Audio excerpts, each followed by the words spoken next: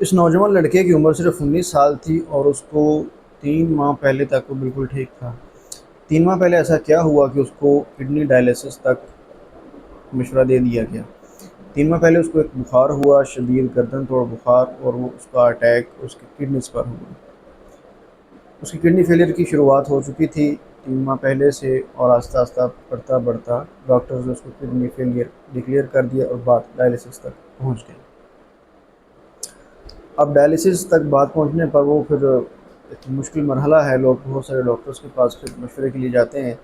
Patient جب ہمارے پاس آیا تو اس کی سمٹم دیکھی گئی، اور اس سمٹم کی بنیاد پر اس کو ٹیری بینتھینا CM میں ایک خوراک دے دی گئی۔ اس کے بعد ایپس میلیفیکا اس کے سمٹم کی بنیاد پر دے دی گئی، اور 4 دن بعد جب اس کی دوبارہ رپورٹس کروائی تو اس کا کریٹینائن اور یوریا کافی حد تک کم تھا۔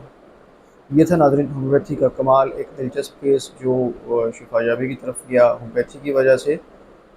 اس ویڈیو بنانے کا مقصد صرف معلومات شیئر کرنا ہے، کیس شیئر کرنا ہے، نہ کہ یہ کہ ہر بندہ اپنی میڈیسن خود سے تلاش کرے اور لینا شروع کر دے۔